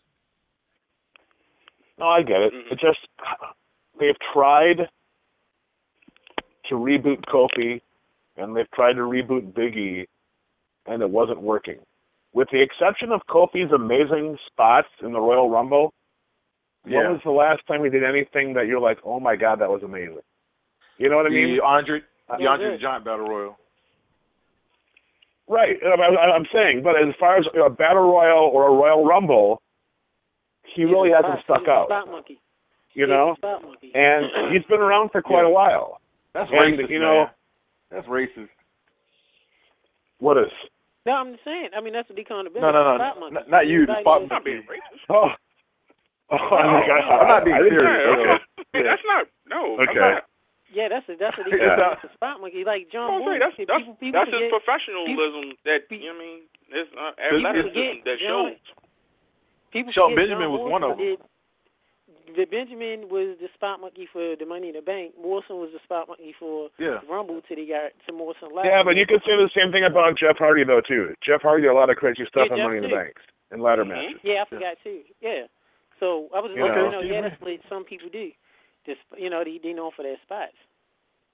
But like you said, unfortunately, unfortunately they haven't found the right gimmick for those three guys. I mean, when I first saw it, I was like, okay, this is going to be interesting just to see the feedback, because it was very 1980s-ish. Like when Slick would come out and talk about eating his bucket of Yardbird. You know what I mean? Thank you very much. Because that whole thing reminded me of Hollywood Shuffle. Yeah. And I'm like, okay, well, this is, they're and when I spoke to the people at WWE, I'm like, man, I go, if you try to force them as baby faces, they're going to come back as heels. I go, now you're going to go from, almost like gospel threesome to now three angry black men as heels, and now it's only going to get worse. Right. But, it's just, let's face it. When was the last time you can think of, and you cannot put The Rock in this equation, okay? Because he's one of a kind superstar, once in a lifetime, where there has been a successful run by a black professional wrestler. Would you count Booker T? And that's what hurts. Yeah, that hurts. I'm sorry? Would you count Booker T? Would you count Sure. Booker T? Okay. Or maybe you know what? Yeah, let's say Booker T. But at the same time, if we're going to talk about Booker T, I believe in the late 1990s, WCW was about to be involved in a lawsuit for racism. Yeah. Okay, right. I remember that. Yeah, bro. So maybe that's why Booker T got the push. Now, Booker T is extremely talented. He's Hall of Famer, one of the greatest of all time. But maybe that opportunity isn't given to him then if there's not a threat of a lawsuit. You know what I mean? There's a good point. I never thought about that. This is my problem. And I'm glad you're bringing that to light, David. This is my problem with it. My problem is that my 6-year-old son, my black 6-year-old son, looks up to a white man, which is John Cena, as his hero. And there are no black or colored or African-American wrestlers that's on that platform of having a championship belt, especially the WWE Championship. And that's the type of nightmare that I have to live, and I cannot stand it. Well, and I'll be honest, it's not knocking anything about business, because I know business. I don't want to cut you off. I'm just making my point. No, it's not about this business, because I understand business. I'm in the business, and I know that I am around a lot of talented guys. And maybe some of those guys just didn't step up. Maybe they just didn't have the quote-unquote it. Or maybe they just got pushed aside because they did something they wasn't supposed to do. Some smoke weed, some smoke crack, some smoke with steroids, whatever. You know what I mean? Sure. They all got their excuses, their reasons. But it hurts my heart that for all these years, and, I'm not taking nothing away from John Cena and those guys, Randy Orton and Brock Lesnar and all. I'm a big Brock Lesnar fan. But it just hurts my heart that my son, which I helped give birth to, looks up to this guy as a champion, and I'm like, there's no black. R-Truth dancing, he gets beat. You got Kofi and them, they singing and dancing, shucking and jiving, they get beat, or they just not relevant. And then The Rock don't count in my book because The Rock is Samoan, first of all, and that's what he claims. He don't claim to be black, he claims to be Samoan, which he is. He's Samoan, so he can do that. But that's my gripe with that. That's my now, my for me talking to you, dad to dad, okay, what you got to take out of that, it's not the color, it's the message that he gets. It's the message he gets from John Cena is what should matter. It shouldn't matter the color of his skin. And I understand your frustration, okay, because for me, being of Arab American descent, okay, please, I have the Iron Sheik to look up to, okay. That's about it, as far as I'm concerned. But I'm just saying, even if you look at the superheroes of today, besides, Green Lantern, and there's been a couple different ones. You know, it's you know, yeah. I mean, who does your son look up to there? You know what I mean? Or Steel, okay, right? I get, you know, or Cyborg, but you know, there's not many. But going back to Booker T, that was 15, 16 years ago,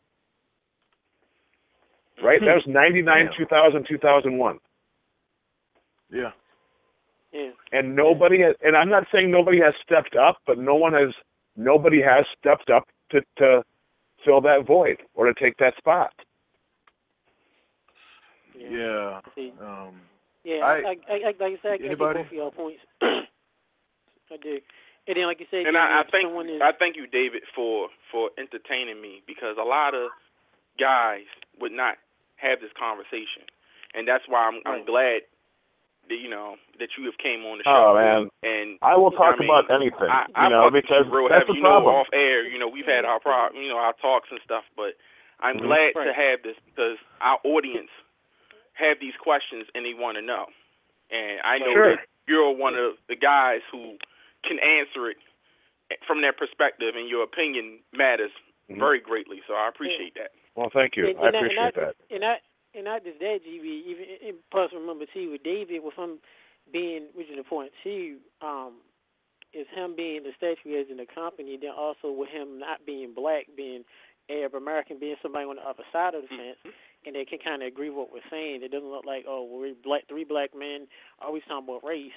It kind of shows that we're not the only one, you know what I mean, that see these problems or these issues. It's other people, white, and David, you know, we talk, you know, we talk to people off air, white, black, Arab. I just talked to an Arab person that had Middle Eastern, and that's Middle Eastern, that runs the promotion in California. Same My stuff. son, so Cal, is Irish, Mexican, Arabic, and German. Okay? Ooh, he's a mess. Okay? Whoa. And for me, I try to, you know, and for him, I just want him to get a good message from somebody. I don't care what color the person is or what religion they are. You know, as long as someone is positive and can bring something good to him, and, you know, that he responds well to it and he's inspired by it, that's important to me. You know? I'm in shock. Why is that? No, well, I mean, this is a personal thing. Not no offense to you, David, but I always thought in my mind, seeing you in PWR for over these years, I thought, like my family, you were Native American. That's just nobody knows. Everyone thinks I'm Puerto Rican, Italian, Greek, Mexican.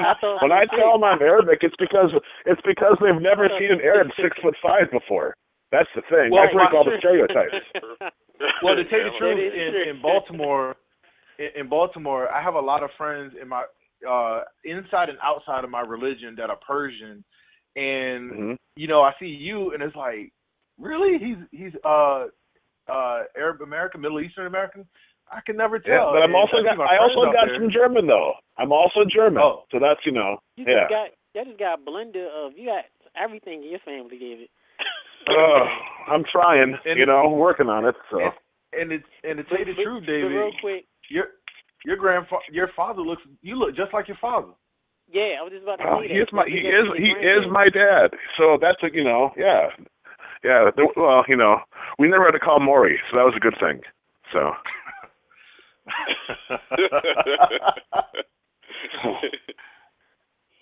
Oh, no, I mean, you know what, man, the most important thing in life, and, you know, I talk about this with Kevin Nash, you know, one of my best friends, is we talk about, you know, who are some of the greatest wrestlers of all time, and, you know, everyone has their own opinion. You know, you can put Booker T on that list, you can put Pedro Morales on that list.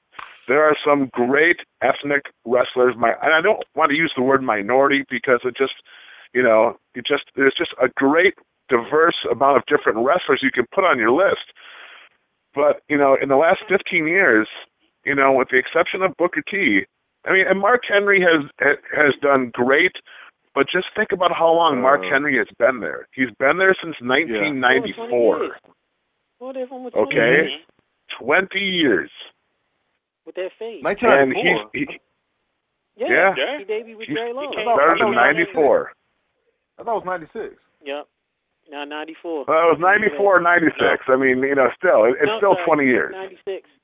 Yeah, 96. He came in like late 94, 95, and they introduced him in 96 because of the Olympics. Because remember, he was training and stuff. Oh, yeah. They was doing Gotcha. like vignettes of him. And his first match was with Jerry Lawler. Yeah. Oh, yeah. Okay. Yeah. Mhm. I remember that, definitely. So, real quick, David, I know you're short for time. I know you got to take care of your son, which we, of course, give big ups to. The Rumble, real quick. We were watching a lot of old Rumbles back in the day. Your number one favorite moment of the Rumble, and then let us know who you think is going to win the Rumble this year. My favorite Rumble moment was when Hogan and Warrior did the double clothesline. Oh, man. Okay. I remember that. For me, that was like, oh, my God, I can't believe that just happened. You know? And I think that was Royal Rumble 1990, I think. Yes. You know, and it was just, I mean, it was my two favorite guys, and you never saw that double clothesline spot before, at least never on TV. And when that happened, I was like, oh my God, this is going to be awesome. You know, And Sunday, I think Sunday is going to be interesting. I think they can go a couple of different ways. You can go Daniel Bryan, you can go Rusev, you can go Roman Reigns. I think those are the top three favorites. But for me, I think you have to go with Roman Reigns, because if Brock Lesnar is going to leave, I think that's the match you have to have. Because I would much rather see Daniel Bryan defeat Rusev at WrestleMania, make him tap, and let him be the first guy that beats the Russian, the underdog All-American Daniel Bryan. If John Cena beats Rusev, nobody cares. Because, it's John Cena. He beats everybody. But they've done a great job of building Daniel Bryan, where he's been struggling in his matches to get wins. And make him do the whole Rocky IV thing with Daniel Bryan against Rusev leading up to WrestleMania. Just call up Survivor. Get him make another song, do a little video. Exactly. Well, the lead singer from Survivor just passed away. Yeah, he just passed last year. Tech. Wait, wasn't the song in Rocky IV like "Hearts on Fire" when he was climbing the mountain and everything? Yes. No, that exactly. Hearts on Fire. He screamed out Drago. Yep. Yeah. Yes. Yeah. It's funny because in that movie, David and Fantasy Game One, that's one of our favorite movies of all time. They actually had 3 training montages within a matter of 10 minutes. Yeah. Exactly. Yep. Remember that? Yep. Mm-hmm. Yep. Absolutely. It was with Burning Heart, him driving to the little cottage in Russia. Then it was Then it was Hearts on Fire. Then Adrian come in crying, sniffing his snot, and then he did Hearts on Fire again. Ran up to the rock. I'm like, I think that's movie history. 3 training montages. I'm gonna watch that again. Wasn't there a montage in the beginning of the movie when he was driving off or something? Yeah. No Easy Way Out. But after Apollo Creed died, it was a montage remembering, his friendship and stuff. The whole movie is one big montage. Adrian never had, anyway, real quick, Adrian never had faith in Rocky. Every movie she was saying, you can't win. She never had faith. Yeah, but she was always there shopping in the best dresses and driving the nice cars, wasn't she? Wouldn't it make her a great you talking about you can't win? Wouldn't it make her a gold digger? Herro? Yeah, she was the original gold digger. But she backed into it by complete accident, Yeah. Oh, true. Yep. Yeah. Well, hey, when you wear ugly glasses and work at a pet store, you got a way out. I don't blame you. Absolutely. Hey, man, women control the world. I don't care what anybody says. They do. They control the world. Amen. Because if you think about it, okay, every successful government, okay, or every successful nation, the leader has been married. Every failed dictatorship is when the guy is single. That's a good point. That is so there you have it. Hitler had a girlfriend, but I heard that at a business seminar years ago. I was at a business seminar and someone said that same quote, and that is very true. That is very true. It didn't run your business. What is this? That's why it's important to surround yourself with a lot of beautiful women, because then you'll always be okay. Wait a minute, David. I have one flaw to that one, and that's Prime Minister Berlusconi in Italy. That what brought to his downfall because he was married and sleeping with underage hookers. Remember that? Right. And let's be honest, the downfall of every successful man is what? A woman. So it's a double-edged sword. We can't live with them and we can't kill them. You know, so we just got to be, just got to be careful. Okay. Real quick, David, couple of wild cards. The Rumble coming up, and I know you'll be there live. Ask the booker. What do you think's going? What's going to happen with Sting? And also, people forget. What about Randy Orton? He is back. I think Orton's going to be in the Rumble. There's no question. He's going to be involved somehow. I don't think Sting's going to be there. I don't think he's needed. I don't know what purpose he would have. Because he's not going to wrestle in the Rumble. He's not going to be a part of that. Sting's first match, I would guess, is going to be either at the Elimination Chamber or at WrestleMania, because they don't need him in the Rumble. That show sells itself. It's just they're still trying to build the card for WrestleMania, and they're not sure which way they're going to go. But I'd be shocked if Sting showed up in Philadelphia this weekend. Oh my goodness. I agree. You don't need him. You don't need him because here's why you don't need him. Because you need to make whoever wins the Rumble needs to be built up as a star, because he's now going to headline the biggest show of the year. Sting can't help that person win the Rumble, because now it defeats the purpose, and now all the heat is on Sting. He's now the main star. All right. Now, yeah. Now, honestly, I will ask you this, since we're talking about building stars. This is one last question. Okay. And this has been going over the internet too. What do you think about Roman Reigns' cartoon promos over the past couple of weeks?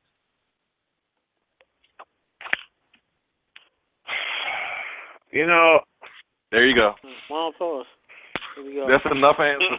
well, no. It's because I get it. He's trying to be different, and everyone's expecting him to be like Stone Cold or The Rock, and he's not that kind of guy.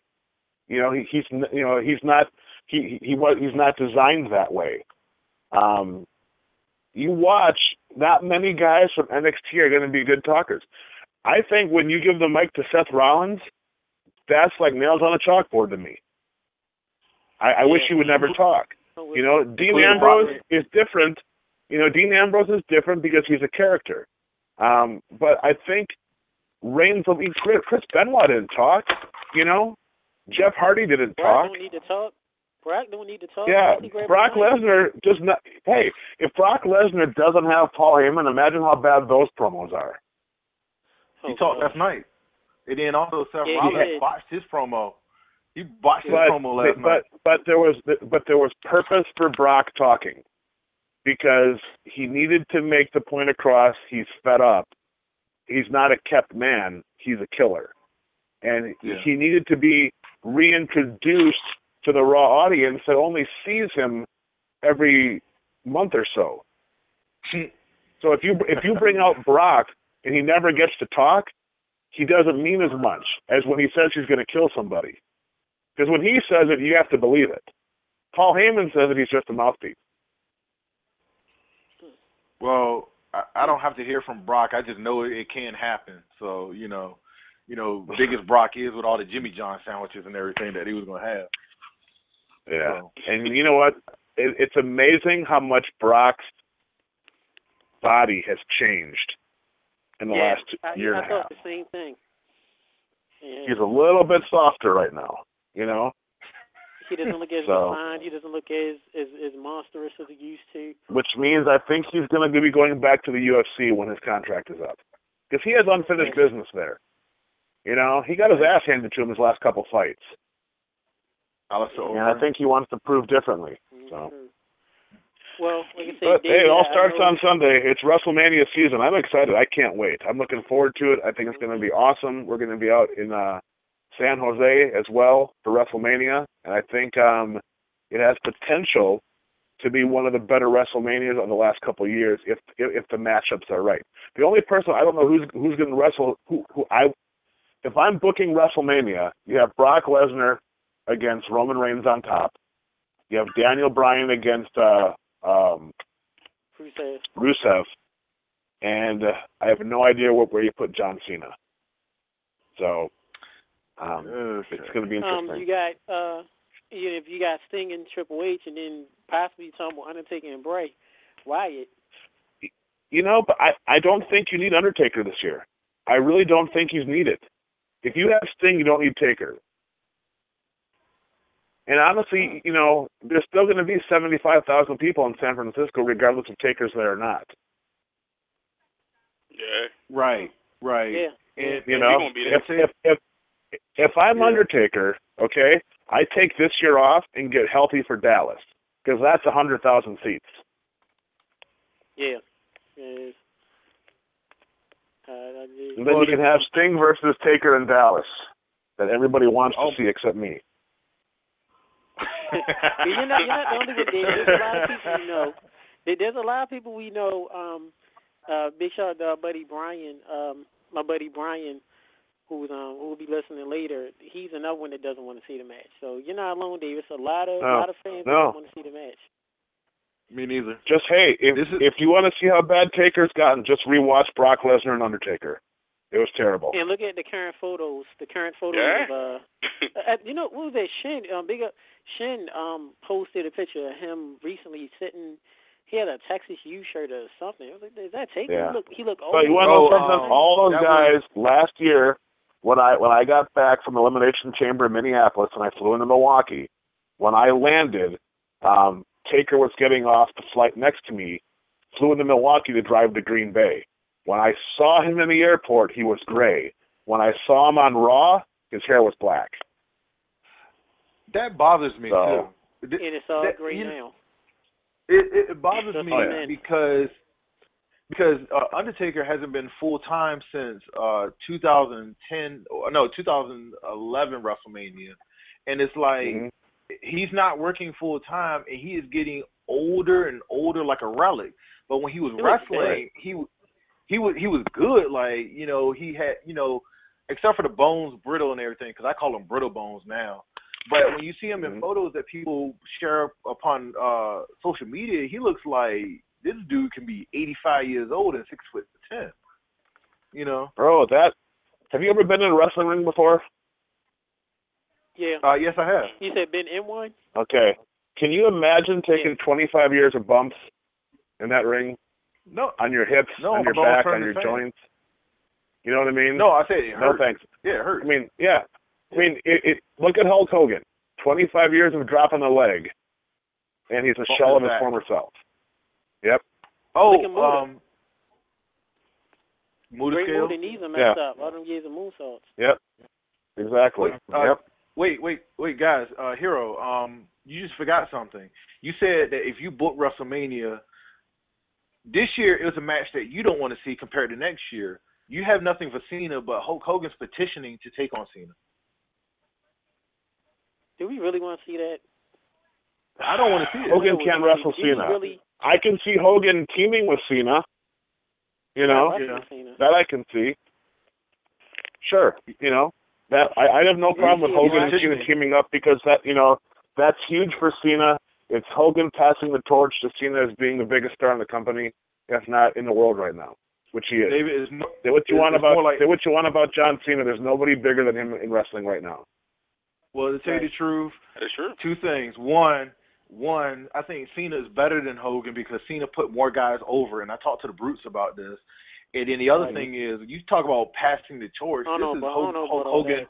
You said Hulk Hogan. This is passing the Walker. That's what it is. I don't know about because Hulk Hogan had his 3 million back surgery. What's up with that later? Yeah. Hey, Babe Ruth is still Babe Ruth. Michael Jordan is still Michael Jordan. Hulk Hogan is still Hulk Hogan. He is still the biggest wrestling personality ever. Ever. Yeah.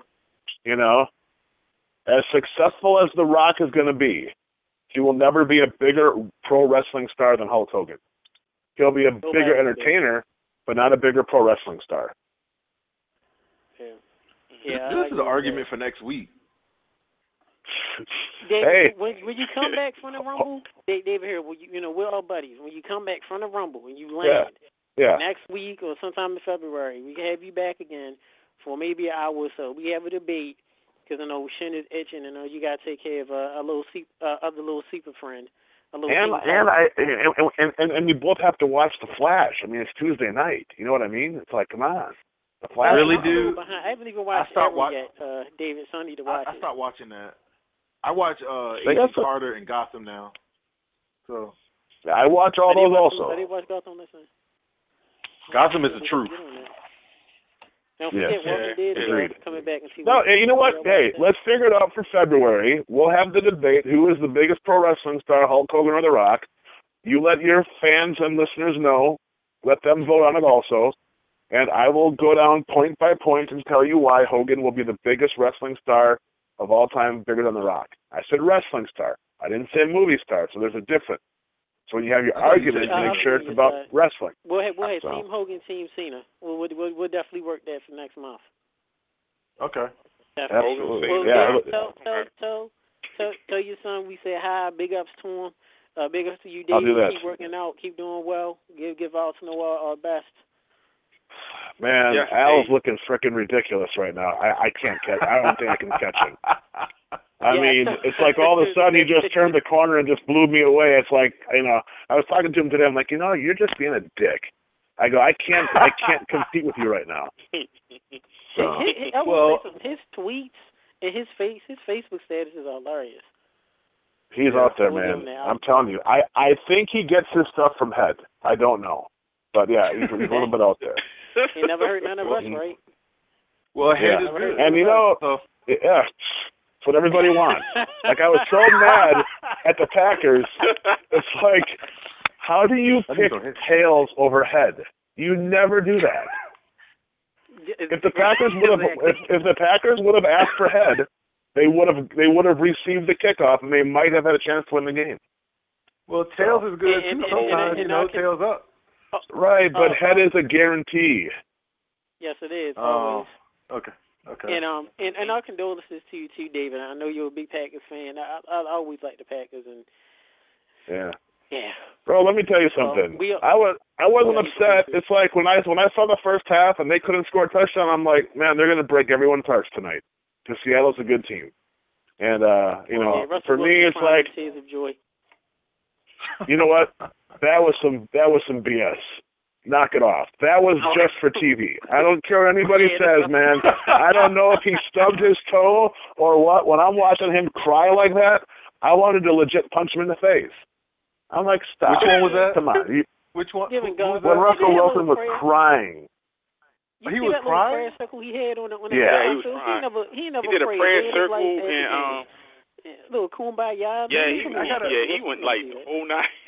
David, I'm gonna tell you like this. I gotta watch that on YouTube, but I hated Ray Lewis like 2 years ago when he did that during the Super Bowl run of the Baltimore Ravens. Oh, I know. But that's Ray Lewis. Yeah. Ray Lewis always does that. I don't like it. And to be honest with you, to throw out the Super Bowl pick, I don't care. I want somebody to beat the brakes off of Tom Brady and the Patriots because I hate those fucking guys. They play the ball. I'm not going to watch the game because I could care less who wins that game. Huh? Y'all must don't understand how Vegas work. Was y'all not there when the lights went out? Remember when the lights went out? Yeah. Exactly. Vegas run this now. Football is yes, gone. They do. This is all yes, Vegas now. Listen, I am not making fun of religion, but when Russell Wilson said God was looking out for him, I'm thinking, man, so he's telling the world that God was against the Packers. God didn't, it's like, are you kidding me? Come on, man. I guess he's blaming God for the 4 picks too. When he threw the 4 interceptions, I guess yeah. So what you're telling me is that God does not like Brian Bostic and made sure he muffed that onside kick. So now we should blame God that the Packers lost because God is a Seahawks fan. Yeah. That's like, man. See, we have talked about the New Day, we have talked about racism in wrestling, and now religion, all within an hour. And sports. Yes, only on Under the Mat Radio. Only on the Mat Radio. Exactly. Yes. Only under the mat radio. And don't forget Shin saying Cena's better than Hogan. And that's wait. I said that as far as putting people over. That's a cliffhanger. Because Hogan only had like 3. Okay. Friends. I got it. Oh, okay. All right. Well, Dave, and we'll have fun with it. It'll be good. So. Yeah. I'm sorry? That discussion will be right. That discussion is going to be really good. Oh, I can't wait. Well, I seriously, I cannot wait. Because I'm a Hogan guy, so it'll be fun. So. Yeah, I'm with Hogan. All right, you guys. David, I got to hop off here. All right, man. But, thanks a lot, you man. guys behave, and let's touch base after Rumble and get our big, great debate set up for shortly after that. All right. So.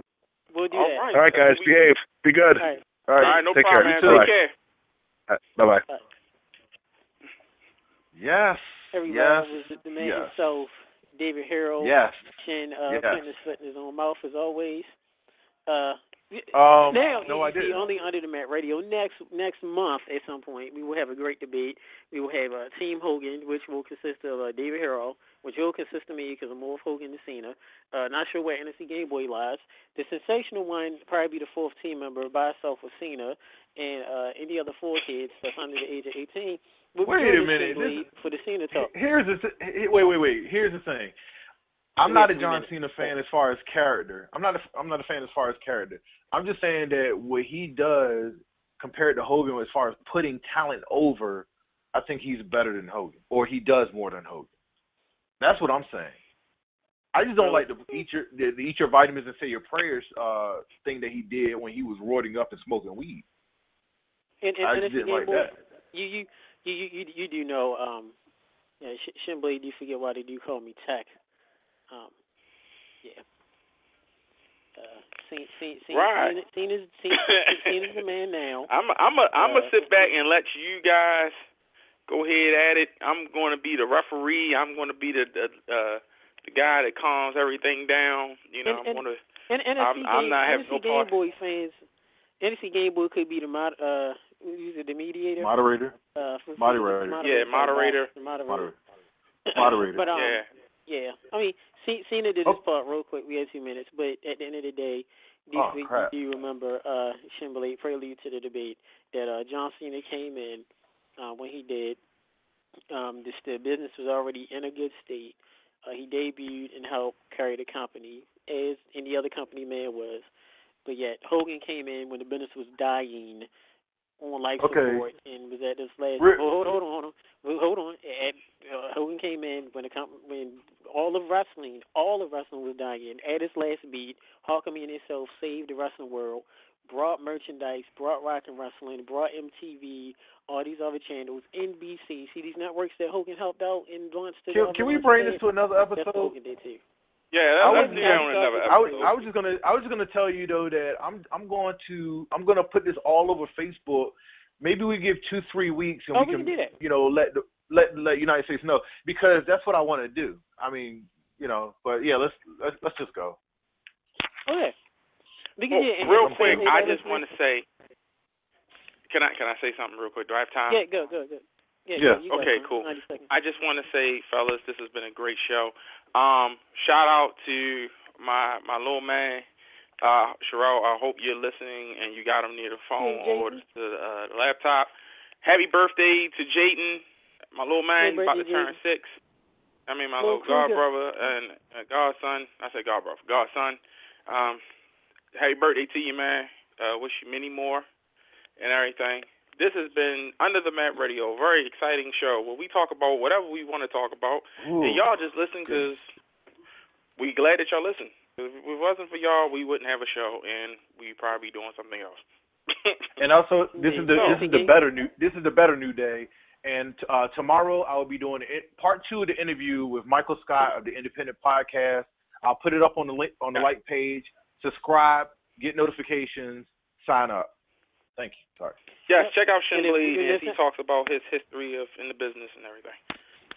Indeed, and if it wasn't fun to Mat Radio, I'll probably be working on a computer and it's a game where you're playing video games as a pro, and Shinblade be drinking his next. Thinking of the Uso meat. Drinking what? Under the Mat Radio, signing off, drinking naked juice. Next week we will have Ricky Raves coming on from Leisha Underground, And we had Steve Ray Styles from 1CW. Thank everybody for listening. Thank David Herro for calling. Thank you much for Gene Snitsky. It's not your fault. It's not our fault either. Check us out on YouTube, Facebook, Instagram, Twitter, whatnot. We will talk to you all next week. Hashtag bologna sandwiches. And and fuck the new day. That's all I gotta say. Amen. All right, that's it. Love you, fans. Talk to you next week. Bye. George Wisdom like white people.